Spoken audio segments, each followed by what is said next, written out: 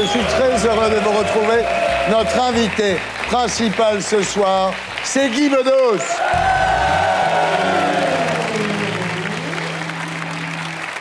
Guy Bedos, mesdames, messieurs.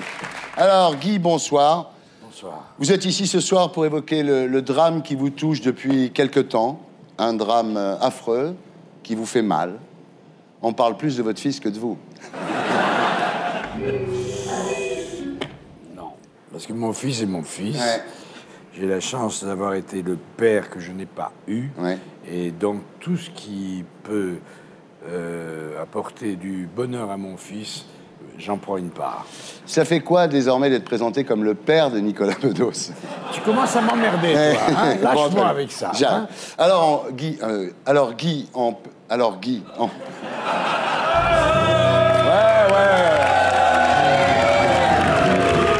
Ouais, je suis impressionné. Alors, Guy, en P1, nous serons tous les deux. Nous parlerons de vous, de vos origines, de votre carrière, à l'écran et sur scène, de vos livres, et surtout du dernier, Plan rapproché, publié chez Stock. Dans le livre, il n'y a pas un mot sur Nicolas. Hein. Il va me lâcher, lui Non, mais je sais pas, moi j'aurais fait un bandeau par le père de Nicolas Bedos. Bon, en P2, nous accueillerons deux nouveaux invités pour discuter avec nous de ceux qui ont fait l'actualité de la semaine. Aurélie Filippetti, députée PS de Moselle, qui répondra à la question que tout le monde se pose, pourquoi il y a autant de I dans son nom. Toujours en P2, nous accueillerons Éric Ciotti, député UMP et président du Conseil général des Alpes-Maritimes, secrétaire national de l'UMP en charge de la sécurité. Vous connaissez? Non. Vous verrez, il est très, très, très sympa. En même temps, nous, on n'est pas arabes.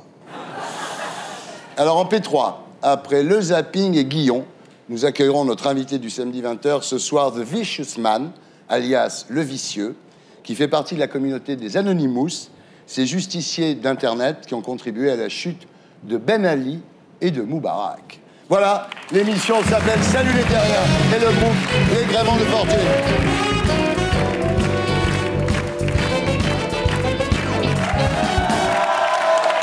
Guy Bedos, rebonsoir. Vous publiez chez Stock un livre de portraits intitulé Plan rapproché. Alors, il y a 25 portraits, des amis, des ennemis, des amours, des colères. Vous dites il y a quelques morts, mais ce n'est pas un cimetière non plus. Non. Alors, juste une question, pourquoi j'y suis pas, moi? Non, j'attends que tu meurs. Ah, d'accord. Si je continue à fumer comme ça, il n'y en a plus pour longtemps. Alors, on s'était réconciliés quand Jean-Marie Le Pen était au deuxième tour. Là, on peut se fâcher parce qu'on se réconciliera quand Marine sera au deuxième tour. Absolument. Hein? Absolument. Voilà. Oui.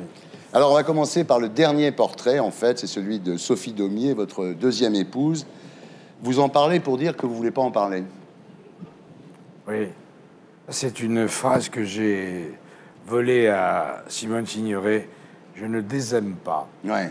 C'est vrai que Sophie, j'ai vu, on m'a montré, parce que je n'ai pas accès à Internet, je comprends rien. J'ai vu Sophie en pleine forme dans une interview, Ouais. et tant d'années après, Ouais. j'ai éclaté en sanglots. Ah ouais. Voilà. Vous étiez magnifiques tous les deux sur scène Oui, et à l'écran. Alors, elle était jalouse, Sophie Daumier. Quand vous passiez vos soirées avec Brassens, il était obligé de vous faire des petits mots pour vous dire que vous étiez vraiment ensemble, en fait. Je les ai perdus, oui, Ouais. ces mots. C'est vrai, c'est vrai. Je sais pas comment tu as su ça, mais c'est vrai. Je sais tout. Et j'étais très lié avec Brassens. Je ferai un deuxième livre et je parlerai de Brassens, De Brassens. Brel et d'Ardisson. Et bien sûr. d'Ardisson, quand même. Et ça sera dans le désordre. Alors, vous vous êtes séparés en 74 avec Sophie Daumier. Elle est morte 30 ans plus tard d'une maladie orpheline, la Corée de Huntington. C'est épouvantable, non? Oui. Ouais. C'est vrai qu'il y a une sorte de top 50 du malheur Ouais. qui fait qu'on s'occupe de certaines maladies et puis les autres Ouais. sont un peu orphelines, Ouais. justement. Oui, orpheline de dons. Oui. Voilà. Oui. Les gens qui s'occupent de cette maladie de Corey Huntington sont obligés de faire des tombolas pour avoir un peu d'argent, pour répondre aux courriers, etc. Et alors que dans d'autres associations, on rachète des immeubles, etc. Ouais. Je ne veux pas entamer une querelle avec quiconque, et servir d'écho à Pierre Berger. Mais il y a des choses qui me choquent dans tout ça. Alors, en fait, Sophie était votre deuxième épouse. La première, c'était Karen Blanc-Guernon, qui s'est suicidée à New York. Tu vas me lâcher avec mes femmes mortes? Bon, on va arrêter avec les femmes, alors. Bon, alors... Évidemment, vous consacrez un portrait à Jean-Paul Belmondo. Vous êtes rencontrés en 51. Vous aviez 17 ans, lui 18. Vous êtes rencontrés dans un couloir du Centre d'art dramatique de la rue Blanche. Et vous étiez très potes, en fait. Moi, je ne savais pas ça. Vous étiez vraiment complices, quoi. Ah, terriblement. Oui, ça a duré très longtemps. Très longtemps, oui. Très longtemps, oui. Et en fait, à un moment, vous avez 19 ans, vous partez dans les Pyrénées et pour s'occuper d'un camp de vacances, c'est vrai. Hein. Et là, vous pensez monter un duo comique tous les deux. Ça aurait été drôle. Oui, on a failli. Je crois même qu'on a fait un numéro lors de cette tournée-là. Mais c'était vraiment... c'était un truc de jeunes gens, quoi. On couchait sous la tente, tout ça. Puis on en a eu marre très vite et on s'est sauvés. On a pris le train sans argent. On était voyageurs clandestins. On a dormi à côté des toilettes, ce qui fait que pour aller pisser, plein de gens nous ont enjambés. Et ils ne savaient pas que... Ils ne savaient pas qu'ils enjambaient, dis donc. Belmondo, quand même. Ce n'est pas rien. Vous lui manquiez beaucoup, en fait, à Belmondo. Il ne vous voyait pas assez. Il est allé en vacances en Corse, à côté de chez vous. C'est là qu'il a eu son AVC. Vous organisez tout, en fait, pour qu'il soit amené à Marseille. Pour la culture et pour la santé, le meilleur médicament en Corse pour des choses graves, c'est l'hélicoptère. Les Corses en conviennent. Dès que ça devient un peu sérieux, je crape. Donc vous aviez prévu de l'envoyer à Marseille, et en fait, sa famille a préféré l'envoyer à Paris, et malheureusement, comme le voyait... Voilà. Mais enfin, bon, je ne l'ai pas vu depuis quelque temps, mais il survit. Alors, Simone Signoret, en fait, elle a été responsable de votre première érection. 13-14 ans. C'est tout ce que tu as retenu. Ah oui, bien sûr. Bah, moi, tu me connais. Oui. Non, mais alors, quand même, c'est extraordinaire, c'est qu'en 62, elle a accepté de jouer dans Dragées au poivre, film que vous aviez écrit et qui a été réalisé par Jacques Baratier. Oui, et ça a été un grand succès. Tu avais le melon à l'époque. Alors, c'est Simone Signoret qui vous a appris à utiliser votre notoriété pour pousser des coups de gueule sur les plateaux où vous êtes invité en promotion en général. Hein. Ça a bien marché, ça. Oui, c'est elle qui m'a appris cette technique. Alors, vous racontez son lent suicide à l'alcool après qu'elle eut appris la liaison de Yves Montand avec Marilyn Monroe. Vous dites, comme accident du travail, il y a plus discret. C'est bien trouvé, bonne vanne. Et vous avouez, en fait, être l'auteur de la fameuse vanne, je ne savais pas qui avait fait ça. La grande excuse de Montand, c'est qu'il a rencontré Casque d'Or et qu'il a vécu avec la veuve Coudert. C'est vous. Elle est bonne. Je suis pas fier. Non, c'est sûr, parce que c'est une amie à vous. D'autant qu'il l'a repris à son compte. Ah oui, tout le monde l'a repris. Qu'est-ce que tu veux? Bon, j'ai rencontré Casque d'Or et maintenant je vis avec la veuve Coudert. C'est difficile. Oui, ça, je le vois faire ça. Et puis, alors, vous faites le portrait de Bernard Kouchner, à qui vous reprochez d'être passé de Mitterrand à Sarkozy, un peu comme Séguéla et Tapi. Vous regrettez qu'il n'ait pas répondu au livre de Pierre Péan, Le Monde selon K. Mais vous savez qu'il a répondu, en fait. Il a dit que Pierre Péan était antisémite. Vous savez quand même ça. Oui. Je trouve qu'on abuse un peu de cette accusation. En l'occurrence, on voit des antisémites. Il y en a, des antisémites, mais c'est pas toujours ceux qu'on désigne. Oui. Alors, vous dites, ce n'est pas la gauche ou le PS qui l'a trahi, Kouchner, c'est lui-même. En effet. Ouais. Moi, j'ai adoré Kouchner. J'ai même fait de la moto avec lui, c'est dire si j'avais confiance. Oui. Et j'étais cramponné à lui, je commençais à m'attacher. Alors, vous faites le portrait de Philippe Val, le patron de France Inter, et il est le seul dont le portrait soit négatif de bout en bout. Il m'a énervé. Vous dites qu'il a été nommé, évidemment, tout le monde le sait, grâce à Carla Bruni, après avoir été le patron de Charlie Hebdo, c'est quand même très bizarre. Oui, c'est un slalomeur. Ouais. C'est la Marielle Guetschel du journalisme. Bon, et puis alors, il y a évidemment Zemmour. Oui. Alors, vous supportez pas, dites-vous, son discours obsessionnel contre le politiquement correct, contre le droit de l'hommisme, contre la gauche morale, contre les bien-pensants et les stars qui défendent des grandes causes. En fait, Zemmour, c'est un peu l'anti-Finouche. Finouche, c'est la la nounou chez qui vous étiez entre 5 et 7 ans, c'est une belle âme, quoi. Il m'a appris les droits de l'homme à 7 ans. Et maintenant, je suis délégué de la Ligue des droits de l'homme et j'emmerde Éric Zemmour. Oui, j'ai l'impression que c'est un peu l'anti-finouche pour vous. Est-ce que Zemmour vous rappelle votre mère? Parce que votre mère disait, les Juifs et les Arabes qui s'entretuent, ça ne fera toujours ça de moins. Donc c'est un peu... elle a dit des choses comme ça, oui. Ouais. Oui, mais finalement, ça m'a formé. Parce que d'une certaine manière, c'est le premier gouvernement auquel j'ai résisté. Oui, c'était celui de mes parents, de ma mère et de mon beau-père, qui était... Moi, je ne peux plus supporter les gens qui disent, par exemple, le peuple, je connais, j'en viens. C'était un ancien ouvrier qui était devenu patron. Il était milliardaire, tout ça. Il était horrible avec les ouvriers, surtout avec les Arabes, etc. Je l'ai vu engueuler. Moi, c'est ma conscience politique est venue de là. Je l'ai vu engueuler un type il avait une scierie à un moment, qui s'était fait couper de doigts. Il l'a engueulé parce qu'il avait sali l'établi et il l'a obligé à le nettoyer. Bon, c'est des petits riens comme ça qui marquent. J'ai échappé de peu à la prison pour enfants, car quand il se disputait de façon assez sportive avec ma mère, je me baladais avec un couteau à viande dans la maison et je le plantais dans les portes à défaut de lui creuser le ventre. Oui. Alors, donc ça s'appelle Plan rapproché chez Stock. Sinon, il y a toujours le théâtre avec Macha Merrill pour le voyage de Victor. De mon fils. Ah ouais, tiens, votre fils. Vous avez dit, il essaie de tuer le père, mais je suis toujours là. Est-ce qu'il vous a blessé, au moins? Ça se passe bien, mon fils et moi. Je suis ravi. Dans l'émission de Franz-Olivier Gisbert, Nicolas Bedos, votre fils, a traité Nicolas Sarkozy de VRP cocaïné. C'est héréditaire, l'antisarkozysme, Guy? Non, on n'a pas eu le temps. Et puis, on n'aura pas le temps, parce que, d'une certaine manière, Sarkozy est une erreur de casting et il va être obligé de dégager. Donc en septembre, vous serez à l'affiche du Théâtre du Rond-Point avec Rideau, votre nouveau one-man show. Vous dites, vu mon grand âge, ce sera le dernier. Je suis entré dans les années courtes de ma vie. Je suis plus vieux que Chirac. Non. Non. En fait, ça sera votre dernier spectacle, j'imagine, non? J'ai reçu un coup de fil de Drucker il y a quelque temps. Et il m'a passé Aznavour. Et Aznavour m'a dit, il paraît que tu vas faire ta dernière tournée. Moi, ça fait 10 ans que je la fais. C'est ça, oui. Ben voilà. C'est tout le mal qu'on vous souhaite, en tous les cas. Nous sommes toujours en compagnie de Guy Bedos. Et nous accueillons Aurélie Filippetti et Éric Ciotti. Bonsoir.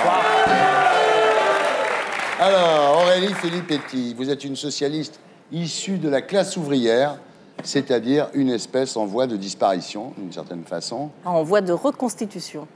Alors, vos grands-parents étaient des immigrés italiens venus chercher du travail dans les mines de Lorraine. Votre père était mineur. Mineur de fer. C'est vrai que vous avez longtemps cru qu'il était noir. Alors, vous êtes une ancienne élève de l'école normale, agrégée de lettres classiques. Ce qui fait que chaque fois que vous entendez Nicolas Sarkozy faire un discours, vous avez un malaise vagal. Exactement. C'était le cas à Gandrange en octobre 2009. Oui, il avait fait la surprise de débarquer à la mairie de Gandrange sans avoir prévenu personne.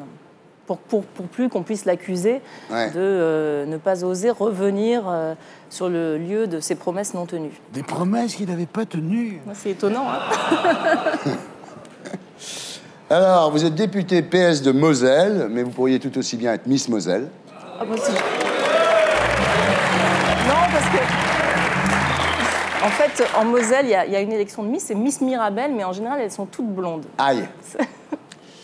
C'est quoi la spécialité de la Moselle, à part le chômage, bien sûr? Les Mirabelles, justement. La Mirabelle. Alors, vous êtes porte-parole du groupe socialiste à l'Assemblée nationale. Vous présentez aux primaires, vous? Non. Non. Ah oui, je crois qu'il y a déjà suffisamment de candidats. Il y en a un paquet. Chaque fois qu'il y a un socialiste qui vient ici, il se présente aux primaires. Oui, mais ça suffit, justement. C'est très bien comme ça. Alors, on dit que Marine Le Pen serait aussi en tête des sondages aux primaires du PS. Alors, Éric Ciotti, bonsoir. Bonsoir. Vous êtes député et président du Conseil général des Alpes-Maritimes. Vous êtes le monsieur sécurité de l'UMP. Moi, j'aurais plutôt mis David Douillet à l'entrée, mais enfin bon. Au départ, donc, avec votre ami Estrosi, vous avez fait de Nice ce que vous appelez un laboratoire géant. sur la sécurité. Les souris sont plutôt noires dans ce laboratoire. Vous avez déclaré « Le bilan sécuritaire de Nicolas Sarkozy, ministre de l'Intérieur et président, est un succès. » C'est vrai. Vous êtes quand même un sacré déconneur, Eric. Pas vraiment. Ah bon, pas vraiment. Alors, malgré 28 lois en 8 ans sur la sécurité, le problème est loin d'être réglé. Et le président de la République vous a confié une mission sur l'exécution des peines. Il faut dire qu'il y a quand même 100 000 personnes condamnées à la prison qui sont actuellement en liberté en France, quoi. Bah, c'est vrai, mais c'est fou. C'est le principal problème. Bah oui. On n'a sans doute pas assez regardé l'aspect justice, réponse pénale. 100 000 peines de prison fermes, définitives, non exécutées. C'est très inquiétant. C'est quand même le signe qu'il y a un problème dans le système judiciaire. Oui, c'est sûr. Alors là, vous avez déjà fait un petit débat, hein, le 8 mars. Alors évidemment, vous recommandez plus de places dans les prisons.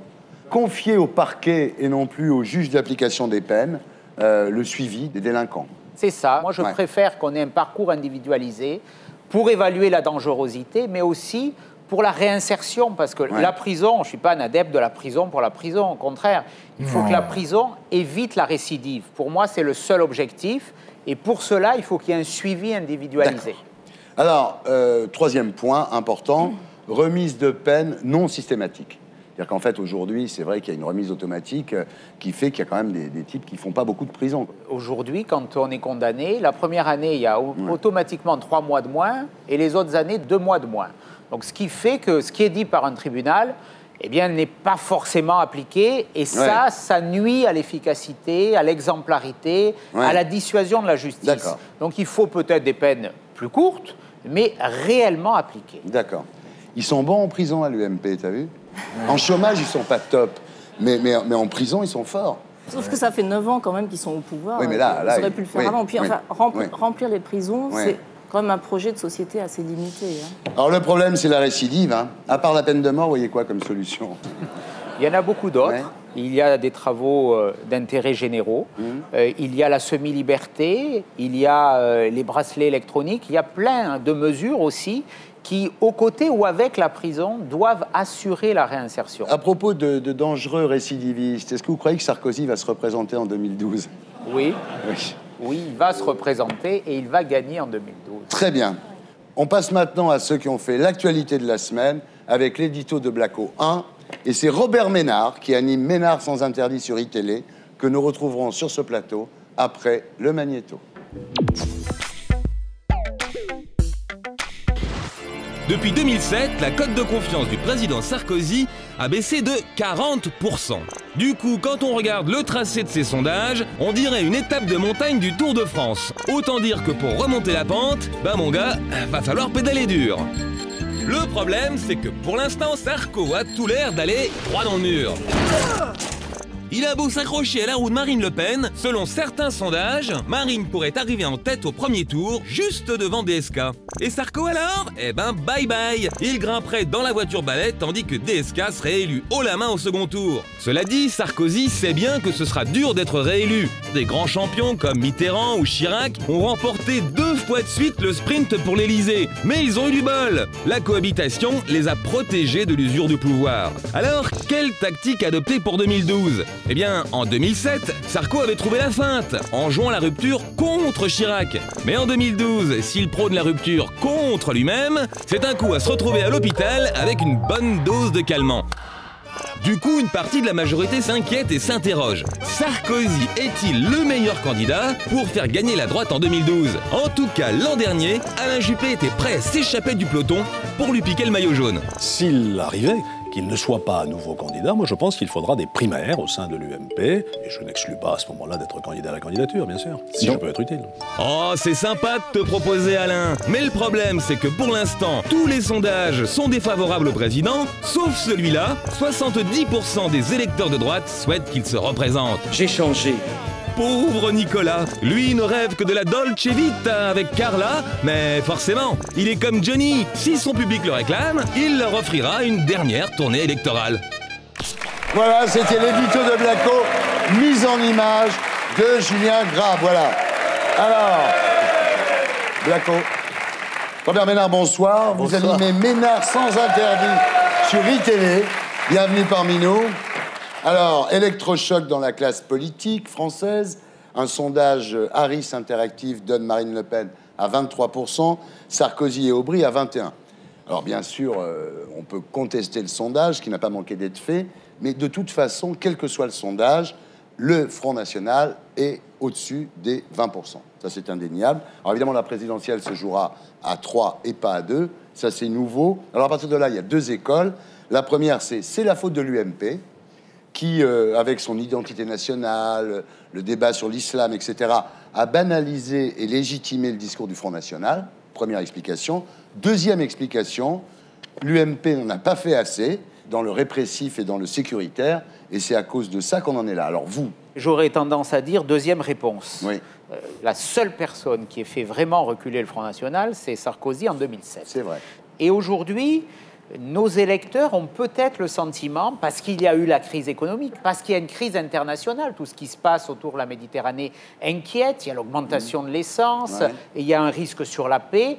Ils s'interrogent et ils mesurent peut-être pas exactement la concomitance entre le discours et les actes. Donc moi, ce que je dis, c'est que dans l'année qui vient, il nous reste 15 mois, il nous faut des résultats très concrets. Donc pour vous, Éric Ciotti, si on en est là, c'est que l'UMP n'en a pas fait assez. C'est pas qu'elle a banalisé le discours du Front National avec ses débats sur l'identité nationale et sur l'islam. On est bien d'accord? Absolument pas. Je crois qu'on ne gagne jamais à être dans le tabou et à ne pas parler des vrais problèmes. Moi, je crois que l'UMP est en train de perdre son âme de parti de droite républicaine, en quelque sorte, qu'on pouvait lui reconnaître en cherchant à courir après les thèmes du Front National. Mais où il est le RPR de l'époque de Jacques Chirac qui disait jamais d'alliance avec le Front National et qui refusait d'aller sur ce terrain-là? Il y a quand même autre chose dans les valeurs de la droite que je ne partage pas que cette agitation de la peur, de la haine de l'étranger, de la haine de l'autre, de l'angoisse qu'on fait monter pour les Français face à des mouvements de libération des pays arabes, mais sur lesquels on devrait se réjouir profondément, parce que, évidemment, économiquement, et donc aussi pour l'immigration à venir, c'est une chance que ces pays se libèrent comme ça. C'est une chance qu'ils aillent vers la démocratie. C'est comme ça que les gens voudront ensuite participer à la construction de leur pays. Donc, moi, je me désole de voir que l'UMP et que la droite, aujourd'hui, en est réduite à cela. Ce qui s'est passé en 2007, ce n'est pas simplement Nicolas Sarkozy qui a fait baisser le Front National. C'est Nicolas Sarkozy et Ségolène Royal qui ont tous les deux suscité un très fort taux de participation à l'élection présidentielle. Et pourquoi? Parce qu'ils incarnaient tous les deux quelque chose de nouveau. Et je pense que c'est ça aussi que les gens veulent faire passer comme message quand ils font monter Marine Le Pen. Moi, je le vois en Moselle, c'est une catastrophe. Dans le porte-à-porte, quand on va voir les gens... Ils sont à plus de 20%, bien sûr. Marine Le Pen est dans les esprits des gens, elle est banalisée. Mais pourquoi? Parce que les gens ont envie de dire à l'ensemble du monde politique, on veut que vous changiez vos pratiques. Donc on serait dans un sondage sanction, d'une certaine façon. On nous demande, en fait, de représenter mieux les gens. Par exemple, moi, je suis très attachée à la fin du cumul des mandats. Le Parti socialiste s'est engagé là-dessus. Je pense que le cumul des mandats des parlementaires, mais aussi le cumul des mandats qu'on voit des ministres aujourd'hui, qui sont ministres, maires de grandes villes, comme Alain Juppé, ministre des Affaires étrangères, maire de Bordeaux. Il avait dit aux gens de Bordeaux, je ne vous laisserai jamais, etc. Mais ça, c'est pas sérieux. Robert. Ce que les gens supportent plus, c'est la classe politique. C'est ce que je viens de dire. Attendez, quand on a en quelques semaines Michel Alliot-Marie, ses frasques, ses mensonges, cette image déplorable qu'elle donne, et qu'ensuite on a Jean-Noël Guérini, le président du Conseil général des Bouches-du-Rhône. C'est quand même pas la même chose. Attendez, c'est quand même pas la même chose. Je m'excuse. Il n'y a pas de délit dans l'attitude de Michel Alliot-Marie. Il y a dans la tête le frère de M. Guérini est en prison. En fait. Dans la tête des gens. Est-ce que la justice est sur Mme Alliot-Marie? Non. Enfin. Pour l'instant, on a une classe politique qui se déconsidère.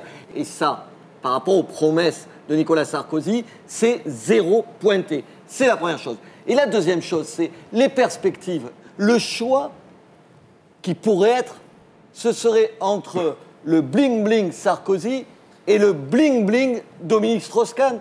Enfin, vous imaginez... Non, mais attendez. Les gens ne jugent pas sur les apparences. Mais bien sûr que ils veulent un programme. Non, ils veulent des idées et ils veulent un avenir. Madame, vous pouvez vous le dire ça tous les matins dans les congrès socialistes. Je me le dis pas dans les congrès, je me le dis dans les rues de la Moselle, où moi je vais quasiment tous les jours, contrairement à vous. Donc moi je vais faire du porte-à-porte, moi je vais discuter avec les gens, moi je me bats pour les ouvriers de ma circonscription, de mon département, de la Lorraine, qui est touchée par la désindustrialisation. Je n'en doute pas un instant. Seulement, quand vous vous poserez la question de malgré ce que vous faites, qui est 21, 22, 23% pour Marine Le Pen, plus, on n'en a pas parlé, 35% de gens qui, dans une présidentielle, disent qu'ils n'iraient pas voter.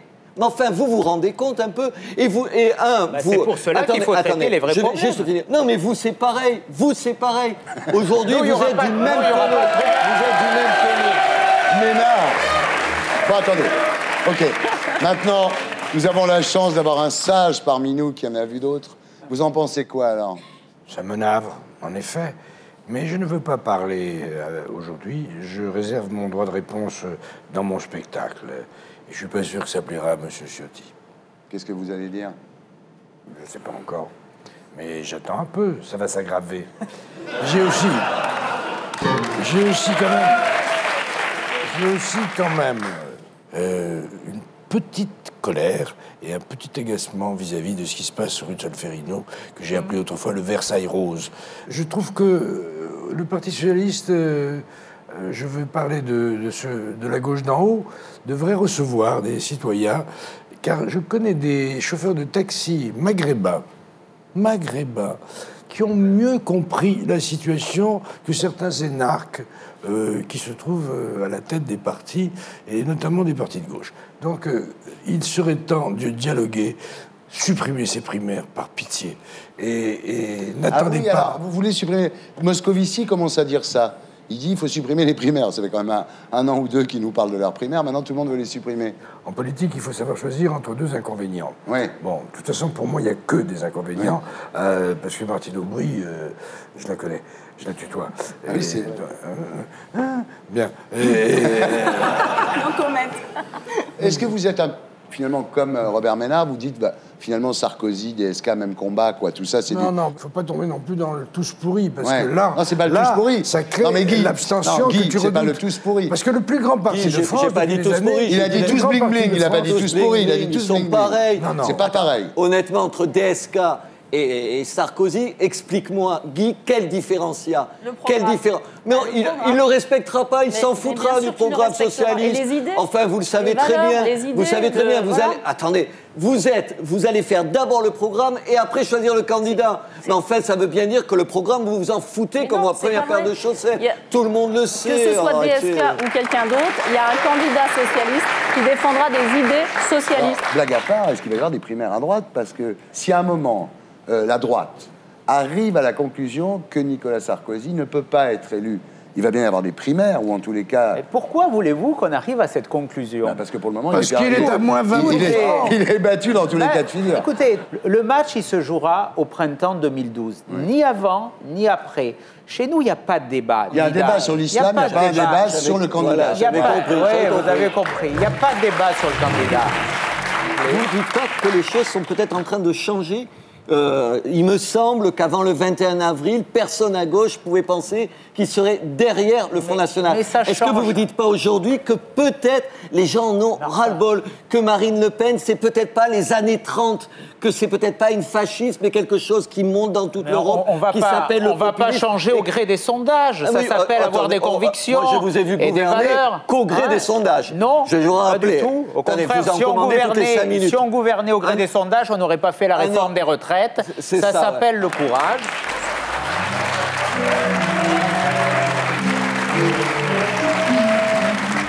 Reviens, Léon.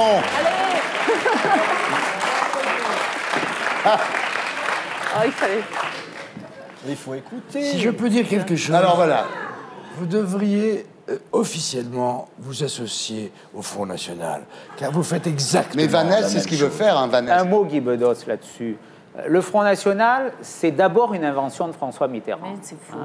Moi, je suis... Tout est de la faute de ceux qui ont été de gauche. Je suis dans un département... En l'occurrence, c'est vrai. Sur ce point précis, c'est vrai. Parmi les vôtres, vous avez des tas de gens comme Longuet. Il était au groupe Occident, d'extrême droite. Vous avez De Vidjian, pareil. Vous avez des tas de gens qui viennent de l'extrême droite et qui y sont toujours. C'est vrai que du temps de Chirac, les gens étaient moins inquiets d'une alliance UMP-Front National. Aujourd'hui, quand on entend Chantal Brunel qui dit qu'il faut les mettre dans les bateaux, on se demande pourquoi vous ne mettez pas directement dans le même lit qu'eux, quoi. Voilà. Mais c'est des voix très marginales chez nous. Ouais. Le président de la République a été très clair. Cette semaine, le président de la République a été très clair.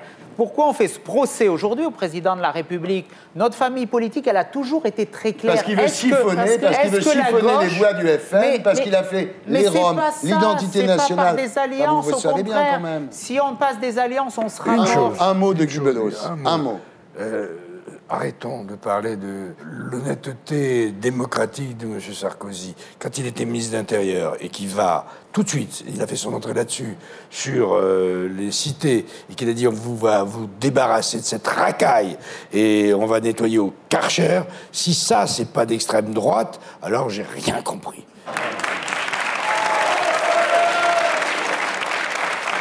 On continue à discuter de ceux qui ont fait l'actualité de la semaine avec l'édito de Blacko 2.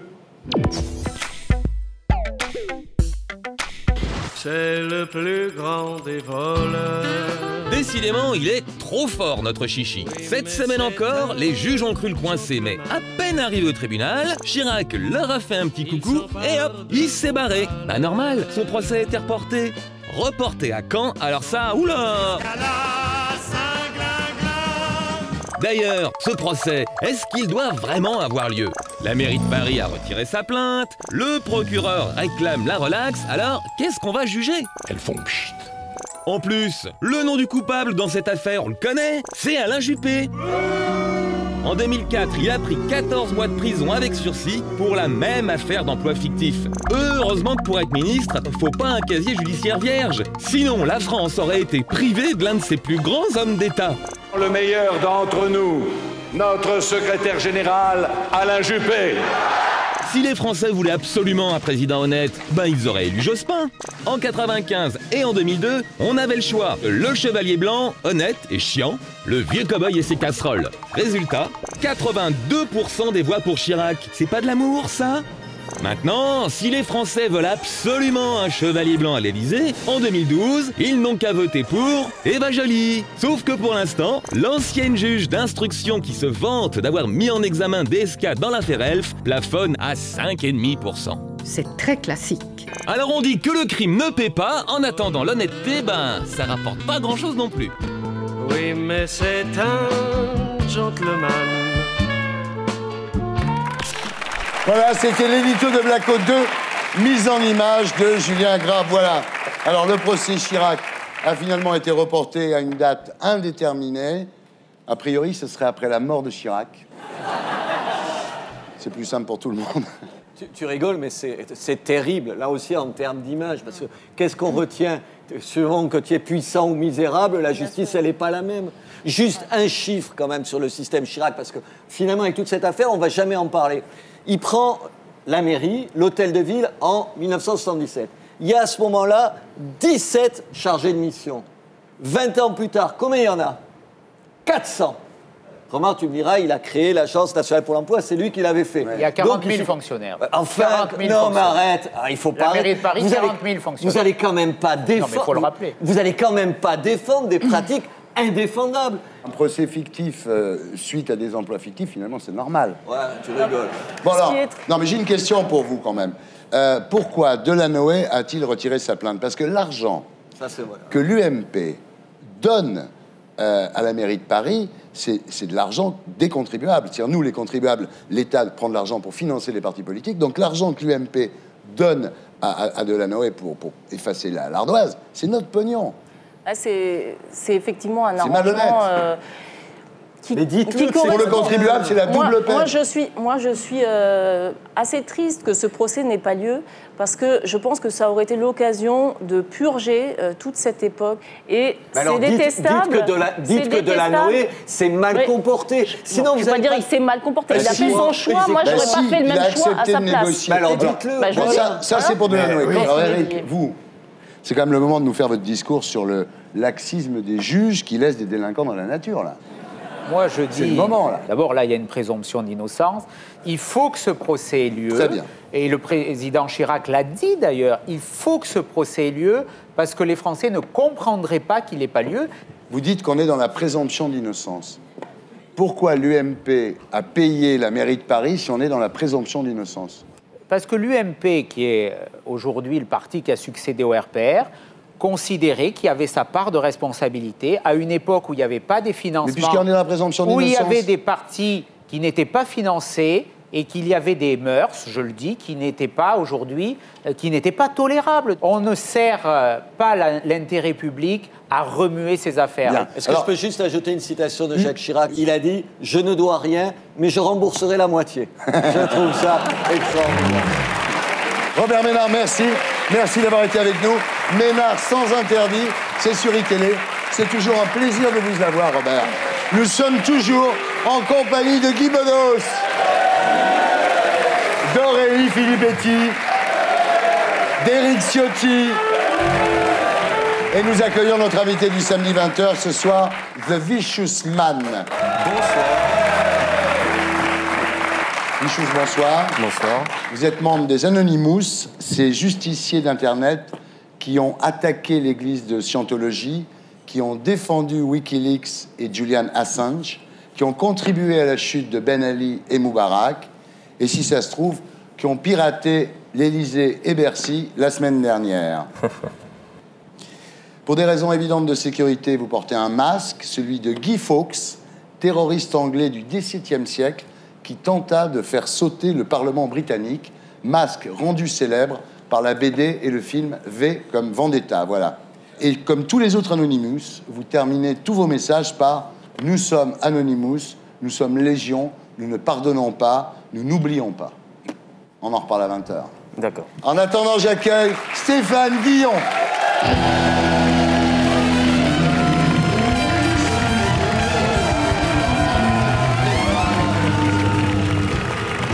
À vous, Stéphane, pour la semaine de Guillon.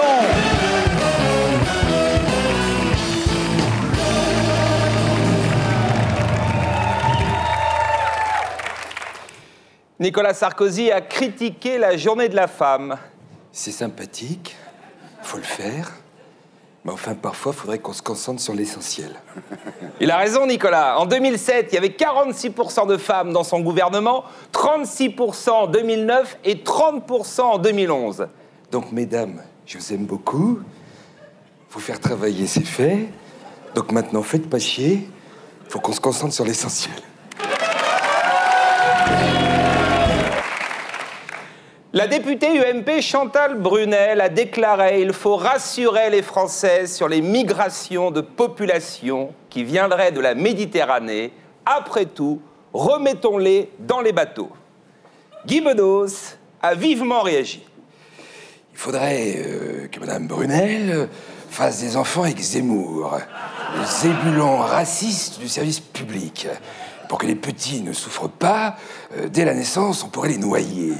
Ou alors, on leur file Dieudonné comme parrain, et ils finissent mannequin chez Galliano, ou assistant chez Marine Le Pen.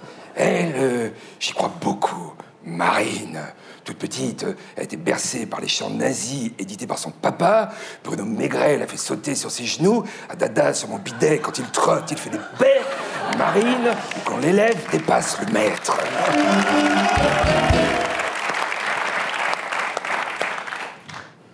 Où est-ce que tu vas chercher tout ça? Chez toi. Demain, à midi, l'émission Dimanche Plus vous propose de passer 1 an avec DSK au cœur du FMI. Diffuser à midi des images de DSK dans les couloirs du FMI, le CSA va gueuler. Hein. Normalement, le porno sur Canal+, c'est le premier samedi du mois à minuit.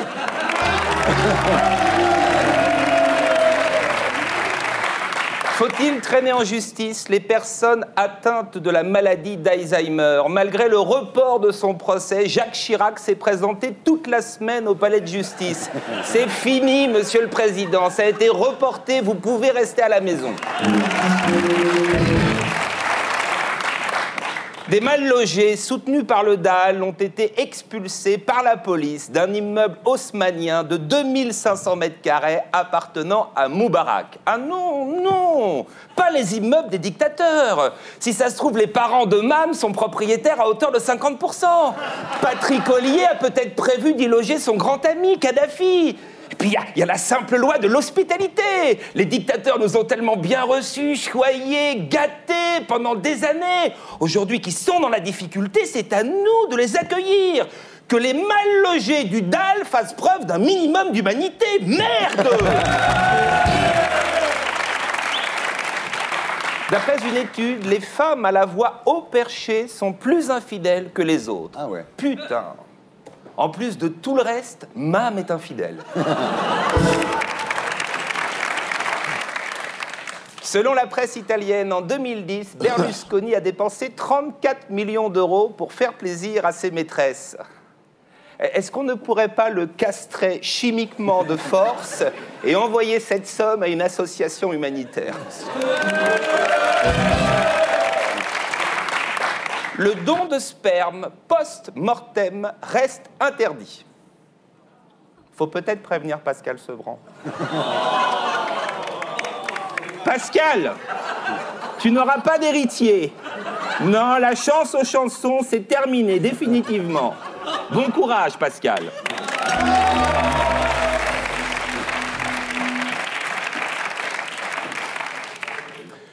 Une coupure de courant à la maison de Radio France a interrompu les programmes pendant une demi-heure. Le président de Radio France, Jean-Luc Hess, n'a pas caché sa colère.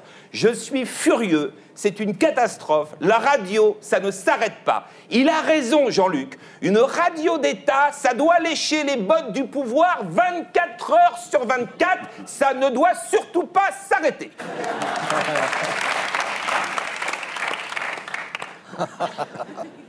Vas-y. Ouais, ça fait du bien, quoi. Écoutez la déférence. D'après un sondage du Parisien, Marine Le Pen arriverait en tête au premier tour de la présidentielle avec 23% d'intention de vote. Ah, elle pourrait dire merci à ses partenaires, tous ceux qui l'ont aidé à renouer avec le succès. La politique, c'est ingrat. Si elle avait fait du vélo ou du rugby, elle l'aurait fait. C'est une très belle victoire. Je suis très heureuse. Il y a 4 ans, le Front National était au bord du gouffre. Et ce soir, je pense à tous ceux qui m'ont permis de revenir au plus haut niveau. Brice Hortefeux, condamné pour injure raciale, qui a remis au goût du jour les blagues sur les Arabes. Et puis aussi un coup de chapeau à Jean-François Copé, qui a invité Éric Zemmour à débattre à l'Assemblée nationale. Et enfin, surtout, un grand merci à Éric Besson, mon idole, mon mentor. Sans lui, j'y serais jamais arrivé. Grâce à son débat sur l'identité nationale, la chasse aux sans-papiers, aux Roms, aux voleurs de poules, aux bicots. Il a remis mes idées à la mode. Merci Éric, merci. S'il veut être mon ministre, je lui dis, ce soir Éric, la porte est ouverte. Trahis une nouvelle fois, on t'attend. Rejoins une France belle, pure et blanche. La France de Jeanne d'Arc. Merci à tous.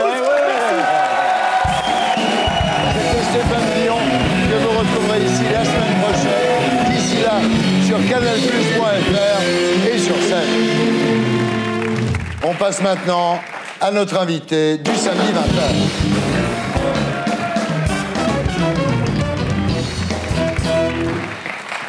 Vichus, rebonsoir. Rebonsoir. Vous êtes né à la fin des années 80 en Île-de-France, de parents ouvriers, et vous avez quelques frères et sœurs. C'est tout ce que vous acceptez de dire sur vos origines, n'est-ce pas? Oui, ça me protège de certaines personnes qui n'aiment pas trop notre mouvement. Ouais. Alors, à l'école, vous étiez un élève ni bon ni mauvais, vous étiez dans la moyenne. Votre vie commence vers l'âge de 7 ans, quand un ami de vos parents vous offre un vieil ordinateur et avec l'aide de votre frère, vous le démontez entièrement pour l'astiquer pièce par pièce comme ça. Vous dites, pour moi, c'était un gros Lego. Tous les jours, je me disais que je pouvais aller plus loin le lendemain. Et à partir de là, j'ai toujours eu les doigts sur un ordinateur.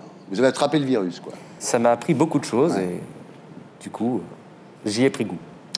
Alors, au fil des ans, vous vous réfugiez de plus en plus souvent dans l'informatique, qui sera pour vous un objet à la fois d'apprentissage du monde et de loisirs. Tout à fait. L'informatique et surtout Internet permet d'avoir des informations fraîches de manière rapide et surtout de plus en plus crédibles, ce qui n'était pas le cas au début d'Internet. Ouais. Alors après le bac, vous faites des études d'aéronautique où vous vous épanouissez encore aujourd'hui. Et là, en naviguant sur le web, vous commencez à vous passionner pour l'actualité internationale. Et un jour, au début de l'année 2008, vous découvrez une vidéo où Tom Cruise fait l'apologie de l'église de Scientologie. On voit Tom Cruise qui se met quasiment à baver en disant qu'il a une mission divine de convertir toutes les personnes sur Terre et que les autres sont des personnes qui ne devraient pas exister, carrément. Ouais. Mais la Scientologie fait interdire la diffusion de la vidéo sur le net, et c'est cette tentative de censure qui donne naissance au mouvement Anonymous auquel vous appartenez aujourd'hui. Voilà. Alors vous, sur votre écran, vous suivez la bataille entre la Scientologie et Anonymous. C'est le premier grand combat des Anonymous, c'est contre la Scientologie. Oui, d'ailleurs, ça reste encore aujourd'hui notre objectif principal. Ouais. Alors, fin 2008, vous parvenez à retrouver la trace d'Anonymous sur des forums américains. En fait, c'est un site qui s'appelle 4chan, site sur lequel on n'est pas obligé de s'identifier. Tout à fait. Et c'est comme ça que vous avez l'occasion d'aborder les Anonymous. Oui. Alors, grâce à ce forum 4chan, j'ai réussi à récupérer donc l'adresse du site internet whyweprotest.net, le site international des Anonymous. Voilà. Alors, quand vous leur demandez des précisions sur ce qu'ils sont, ils vous répondent « Nous luttons contre les sectes, les dictateurs et les lois liberticides ». Tout à fait. J'imagine qu'Adopi, c'est pas la cam des Anonymous. Bah, disons qu'il y a quand même des choses qui ne nous plaisent pas vraiment. Ouais. Alors les méthodes des Anonymous, il faut le dire, sont toujours pacifiques. Hein. Oui, les sites internet ne sont pas détruits, ils sont tout simplement bloqués. Donc ça nous permet donc de faire une manifestation de grande ampleur, où que l'on soit, et beaucoup plus médiatisée qu'une manifestation dans la rue.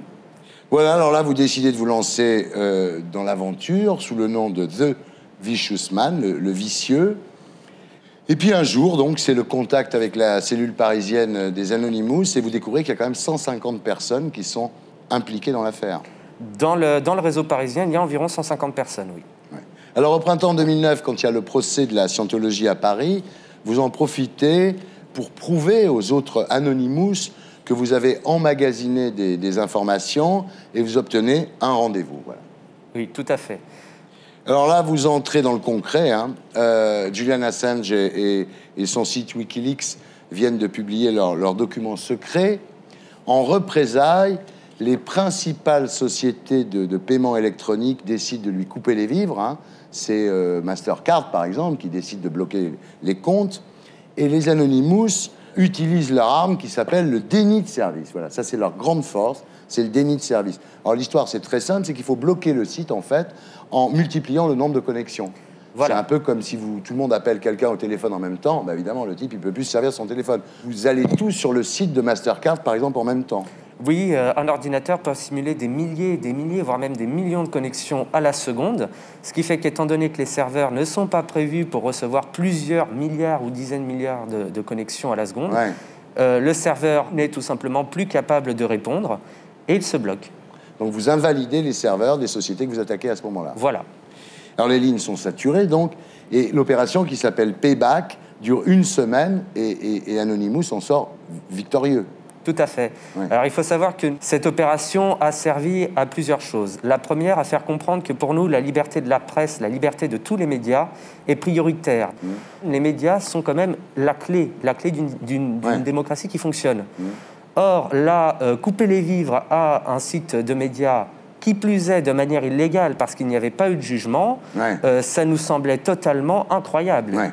Alors l'opération suivante, c'est Ben Ali, évidemment. Anonymous lance des attaques pour saturer les serveurs du gouvernement tunisien et les rendre inopérants. Tout à fait. Alors les Tunisiens nous ont contactés en nous demandant de l'aide.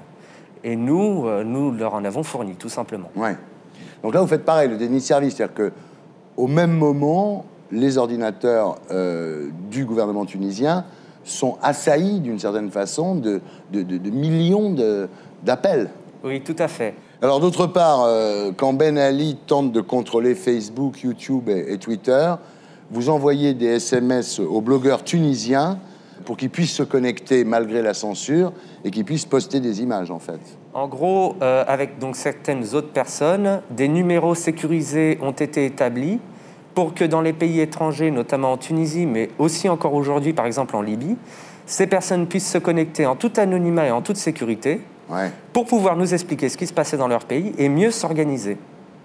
Alors, ce qui est extraordinaire, c'est que la révolution de Jasmin, donc en Tunisie, est née à la fois d'une immolation par le feu, qui est quelque chose de très antique, on pourrait dire, et d'un cybersabotage. C'est très ironique, mais oui, c'est bien ça. C'est fou. Alors, vous continuez évidemment avec l'Égypte de Moubarak. Alors, en fait, ce que nous avons fait, c'est qu'étant donné que les lignes Internet n'étaient plus fonctionnelles, puisque les serveurs avaient été coupés à la source, c'est-à-dire à la prise, étant donné que les lignes téléphoniques fonctionnaient toujours, avec un bon vieux modem comme on avait il y a 10-15 ans en France, et un numéro de téléphone, il était tout à fait possible, avec quelques difficultés quand même, de nous envoyer des documents et des informations. Ouais.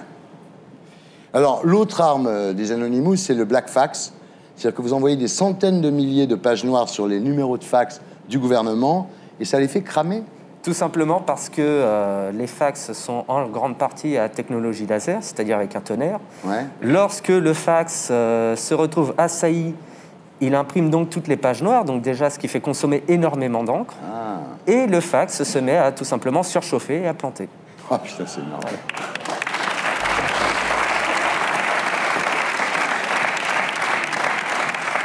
Alors évidemment, votre problème dans la vie, c'est la sécurité. C'est-à-dire que les Anonymous sont surveillés comme le lait sur le feu par toutes les polices du monde.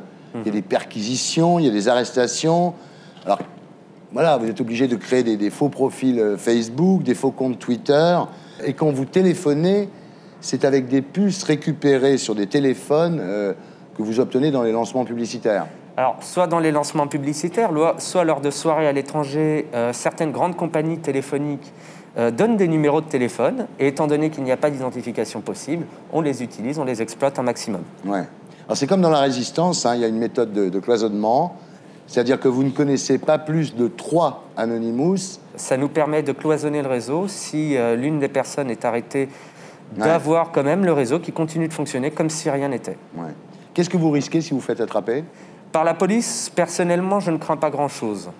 Tout simplement parce qu'il faudrait qu'elle puisse prouver que j'ai participé à des activités illicites.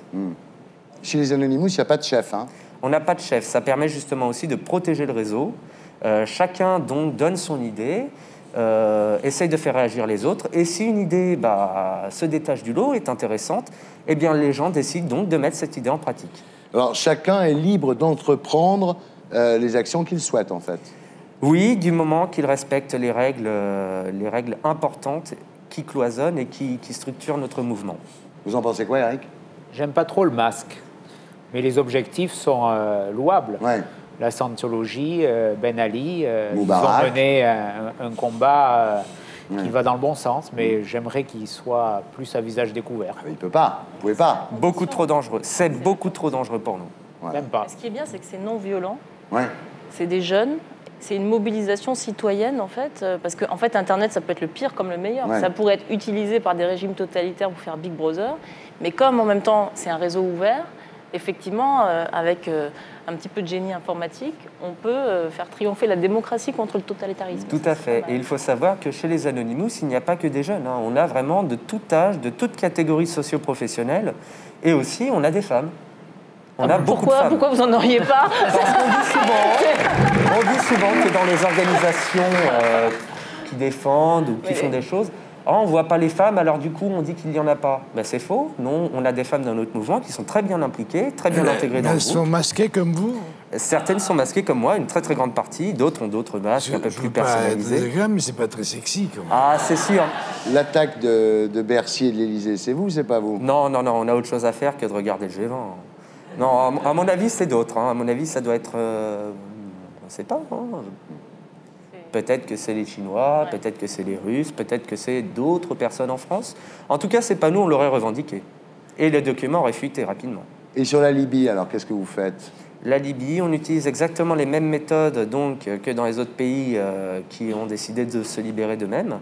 Donc avec communication de lignes sécurisées et cryptées, récupération d'informations, que ce soit des vidéos, des textes, des photos. Et on essaye aussi d'attaquer tous les serveurs du gouvernement libyen, de la police et de l'armée libyenne, pour essayer de les désorganiser un maximum et essayer de limiter peut-être le nombre de morts. Moi,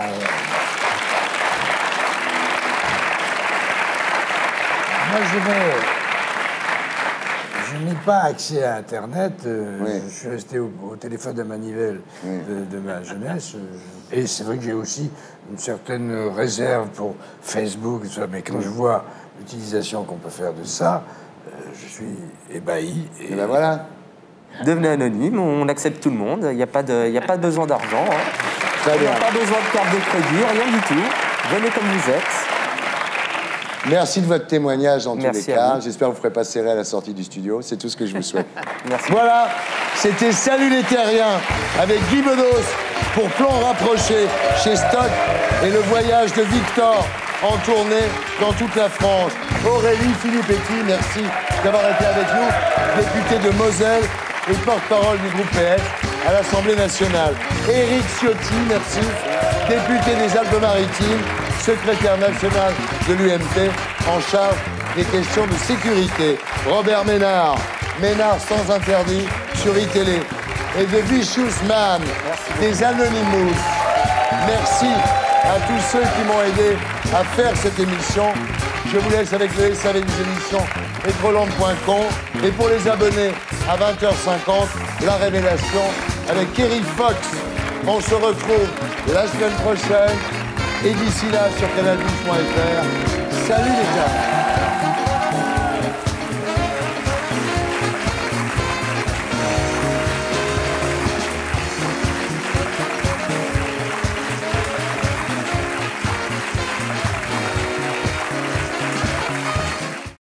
Et pour être sûr de ne rien rater de Inarditube, abonnez-vous et mettez un pouce bleu.